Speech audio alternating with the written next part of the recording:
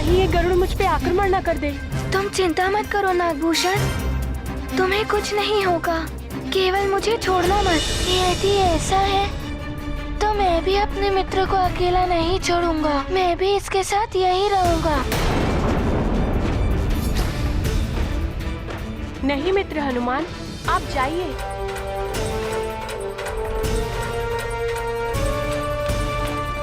मुझे ये जानकर प्रसन्नता हुई हनुमान कि तुम्हारे लिए तुम्हारे मित्र की सुरक्षा सर्वोपरि है। तुम्हारा मित्र भी हमारे साथ चल सकता है।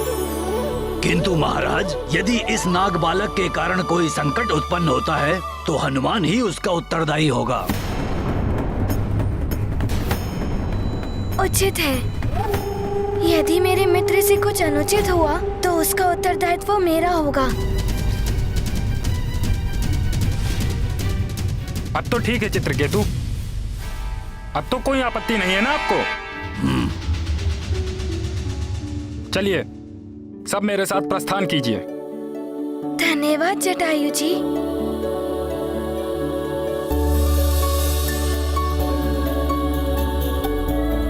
चलो मित्र।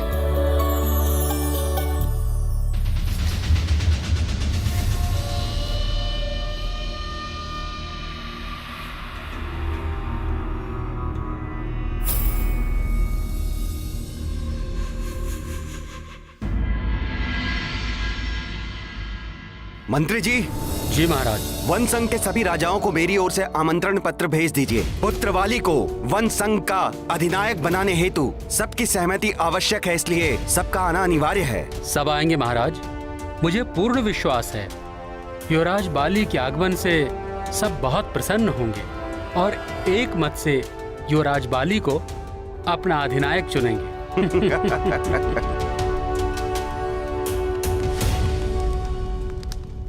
अब यह हास परिहास छोड़िए भैया। प्रतीत हो रहा है कि पिताश्री इसी ओर आ रहे हैं। उनके आने से पूर्व ही आप इस सिंहासन से उठ जाइए।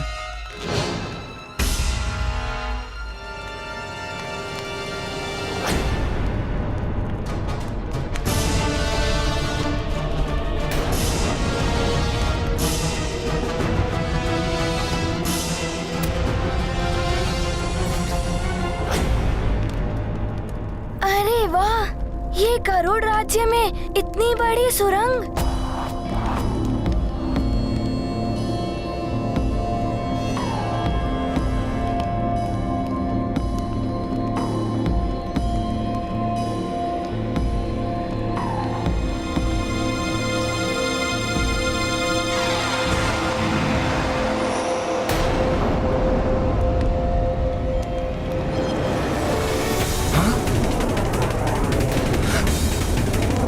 हनुमान सावधान।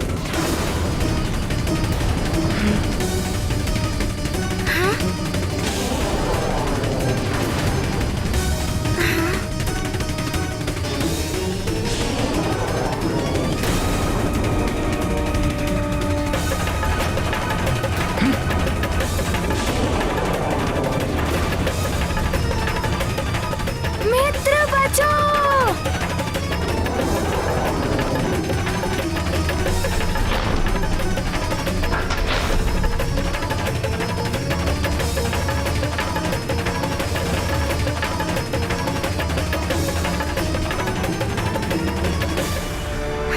अच्छा हुआ हनुमान कि तुम लोग बच गए। तुम्हें इस जगह की जानकारी नहीं है, तुम आगे मत चलो, मेरे पीछे पीछे चलो। ध्यान रखना, यहाँ पग पग पर सावधान रहना है। यह हमारी स्वचालित सुरक्षा व्यवस्था के अंतर्गत किया गया एक बार था,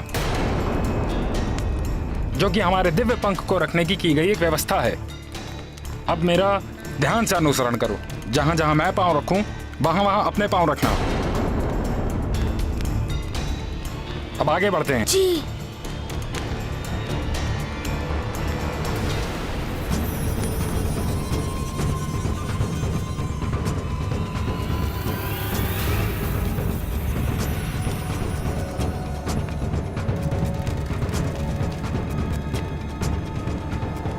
युवराज, ये क्या, आप सिंहासन पर? यह आपको शोभा नहीं देता। आप अभी युवराज हैं। युवराज नहीं, महाराज। आपके महानतम महाराज वाली।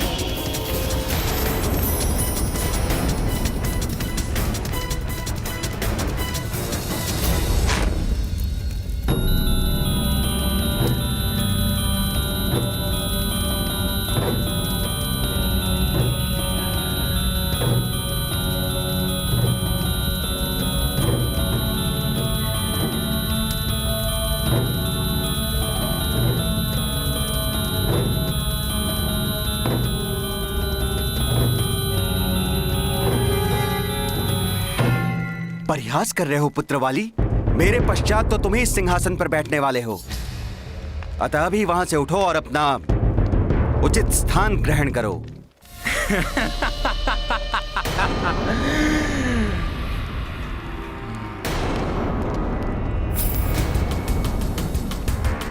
पिताश्री, यही सर्वोत्तम स्थान है मुझ महानतम वाली के लिए।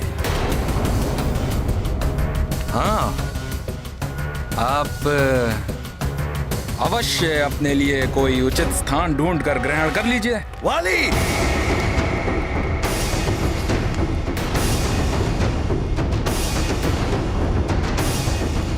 ये राज सिंहासन है। राज्याभिषेक के पश्चात ही कोई इसे ग्रहण कर सकता है, अतः सिंहासन से उठो और सिंहासन की मर्यादा का उल्लंघन मत करो।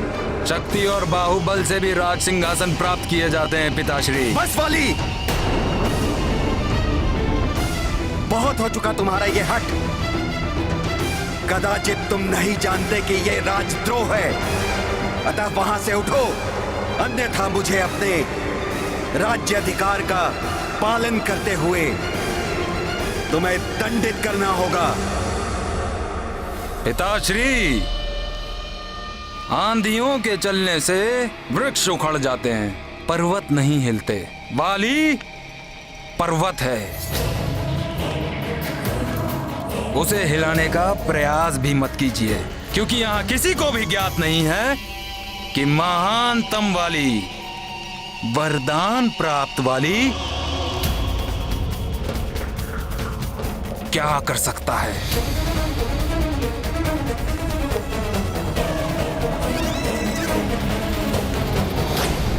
महाराज, ये हम कहाँ आ गए?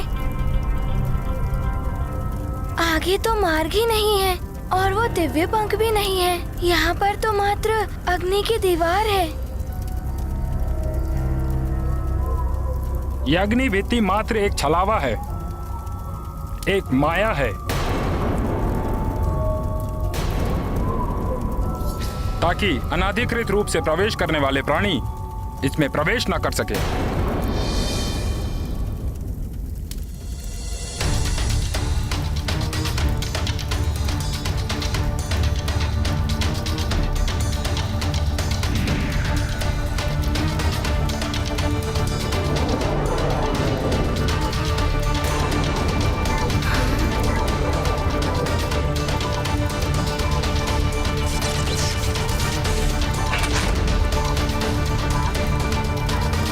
वास्तव में तो ये उस दिव्य पंख तक जाने वाला रहस्यमय द्वार है।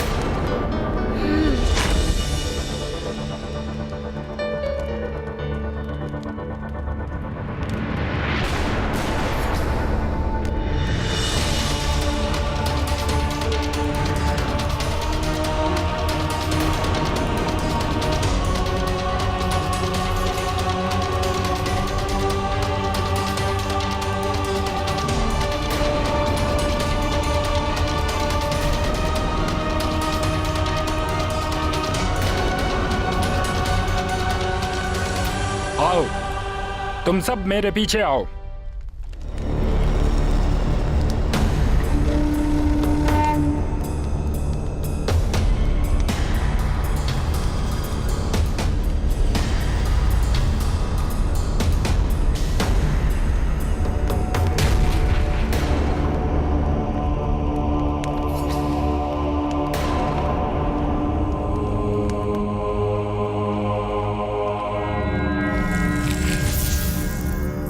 ये हमारे खग विद्या के मंत्र रक्षक आचार्य हैं हनुमान।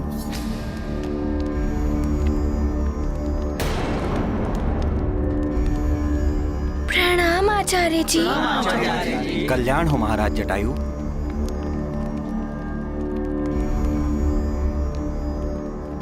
ये है हम गरुड़ों की दिव्य शक्ति, हमारे दिव्य पंख, जिन्हें 10 दिशाओं और 14 भवनों के केंद्र स्थल में स्थापित किया गया है।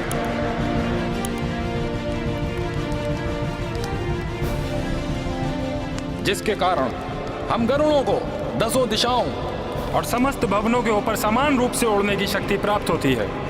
आश्चर्यजनक है ये सब। खग विद्या से इन्हें यहाँ स्थापित किया गया है हनुमान। इनके द्वारा प्रदान की गई उड़न शक्ति के द्वारा ही समस्त पक्षी वर्ग अनेक संकटों से मुक्त रहते हैं। मैं इस दिव्य पंख की सुरक्षा के लिए पूर्णतः सुरक्षित था। मैं आश्वस्त था कि दिव्य पंख अपनी जगह पर सुरक्षित हैं, क्योंकि इस दिव्य पंख के अपने स्थान से हटते ही हम गरुड़ों की शक्ति धीरे धीरे समाप्त होना प्रारंभ हो जाती है। अब तो आपको भी विश्वास हो गया ना चित्रकेतु जी? हमारा दिव्य पंख पूर्णतः सुरक्षित है। किंतु महाराज, आपको ये दिव्य पंख प्राप्त कैसे हुआ? हनुमान, गरुण जी और अरुण जी संसार के प्रथम पक्षी हैं। हम उन्हीं के वंशज हैं। किंतु उड़ने की शक्ति केवल गरुण राज के पास ही थी।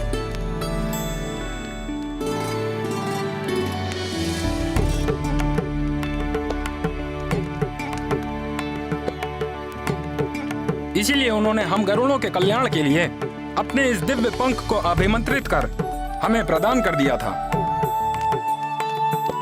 अर्थात ये दिव्य पंख किसी के भी पास चला गया तो उसे उड़ने की शक्ति प्राप्त हो जाएगी। हाँ हनुमान,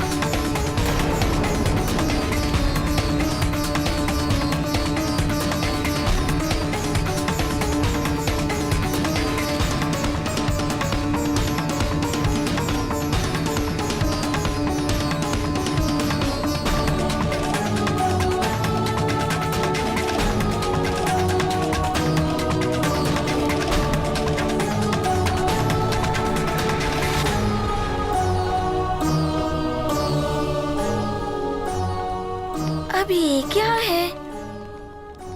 किंतु इस पंख की शक्ति का संधान तभी हो पाएगा जब उस जाति के लोग यज्ञ द्वारा दिव्य पंख को अभिमंत्रित कर इसको अपने पास रखें।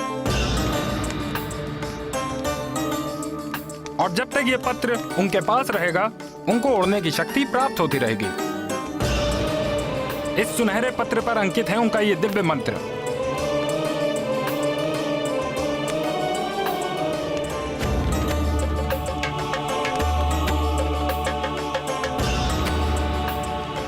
लीजिए राजपुरोहित जी, इसे सुरक्षित स्थान पर पुनः रख दीजिए।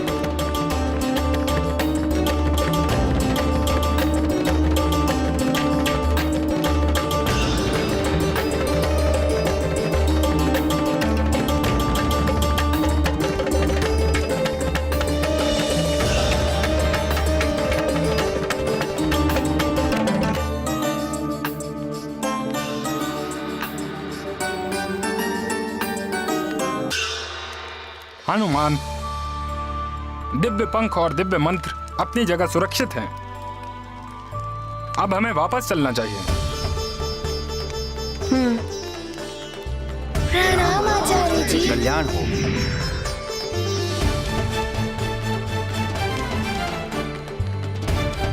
चलिए।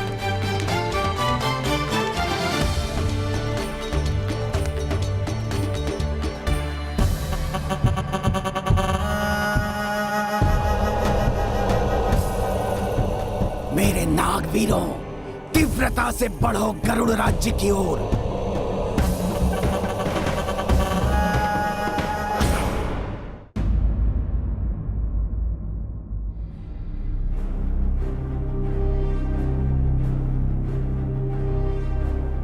एक क्षण हनुमान।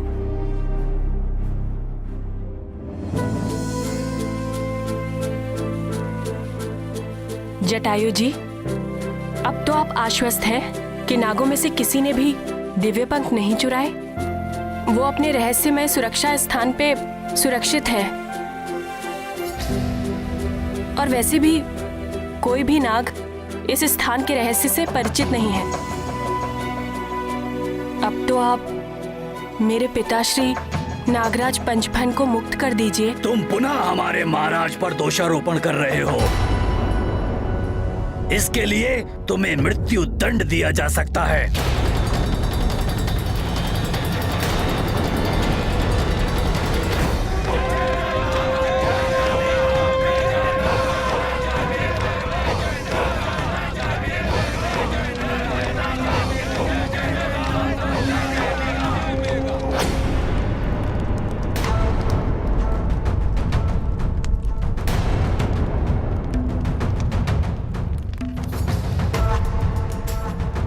क्या हुआ? प्रतीत होता है जैसे सर्प सूंघ गया हो सबको। यदि महानतम वाली ने अपने वरदान के बारे में बता दिया तो कहीं अचेत ही ना हो जाएं आप सभी। वाली, तुम्हें कोई भी वर प्राप्त हुआ हो, किंतु तुमने एक अक्षम्य अपराध किया है जिसके लिए तुम्हें दंडित अवश्य किया जाएगा। और वो दंड मैं स्वयं तुम्हें दूंगा।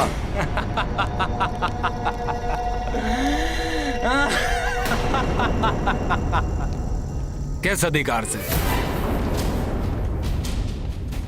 राजा मैं हूं। मैं बैठा हूं किष्किंधा के राज सिंहासन पर। स्वीकार कर लीजिए पिताश्री कि अब आप राजा नहीं रहे।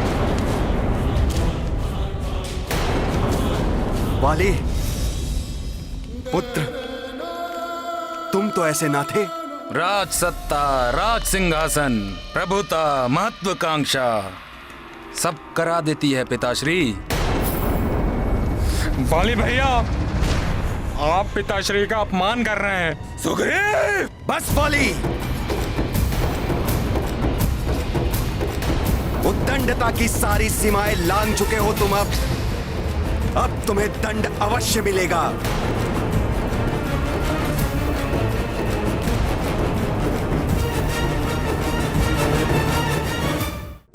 उद्दंडता की सारी सीमाएं लांघ चुके हो तुम। अब तुम्हें दंड अवश्य मिलेगा।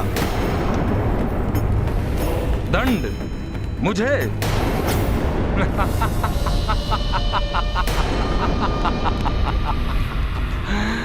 सूर्य को दीपक से जलाने का प्रयास करोगे या लोह को लकड़ी से काटने का? पिताश्री, अब इस संसार में कोई भी शेष नहीं है जो मुझ महानतम वाली के समक्ष 2 पल भी टिक सके।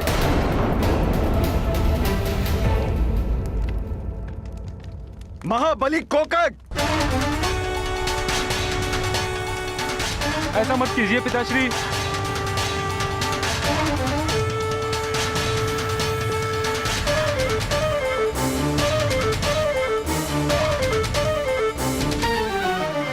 प्रणाम महाराज।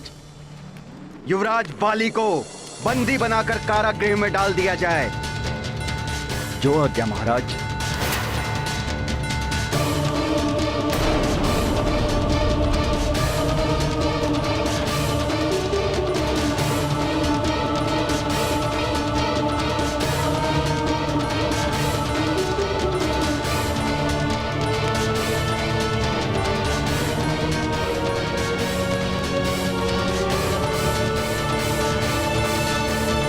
सेनापति जी, यदि आपने शीघ्र ही महाराज पंचफन को मुक्त नहीं किया तो सारे नाग आक्रमण कर देंगे।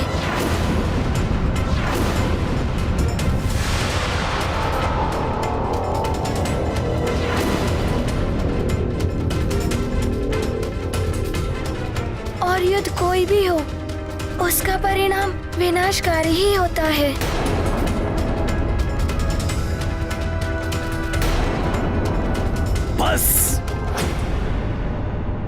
बस महाराज, ये नाग बालक बार बार आपके ऊपर दोषारोपण कर रहा है।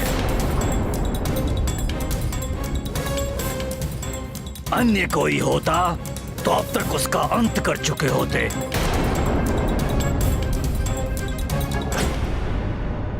सेनापति जी, अब ये नाग बालक हमारे दिव्य पंख के रहस्य को भी जान गया है। इस प्रकरण को हम गरुड़ सभा में ले जाएंगे। हाँ महाराज, वहाँ सभी गरुड़ निर्णय करेंगे कि इस नाग बालक को मुक्त करना उचित होगा या नहीं। गरुड़ सभा में निर्णय होगा इस नाग बालक का। गरुड़ सभा में निर्णय होगा इस नाग बालक का। ठीक है, अगर आप लोगों की यही इच्छा है तो इस नाग बालक के भाग्य का निर्णय गरुड़ सभा में ही होगा।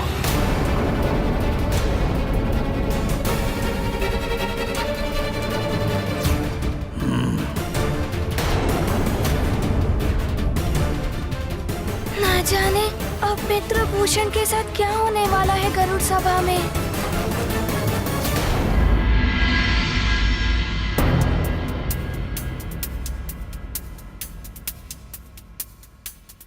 हमारे ही राज्य में आकर हमारे ही महाराज पर दोषारोपण करने वाले इस नाग बालक ने न केवल हमारे महाराज का बल्कि हम सभी गरुड़ों का भी अपमान किया है।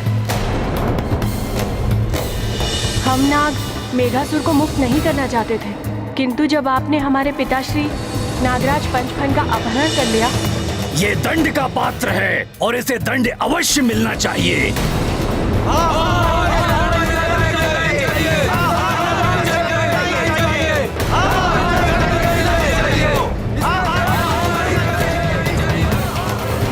रुक जाइए।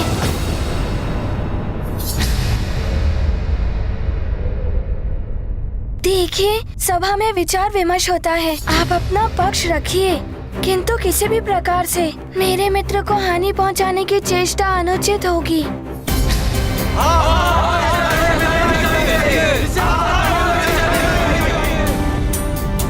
शांत हो जाइए, शांत हो जाइए। सभा की मर्यादा को उल्लंघन ना कीजिए। हनुमान, तुम अपने मित्र के पक्ष में क्या कहना चाहते हो?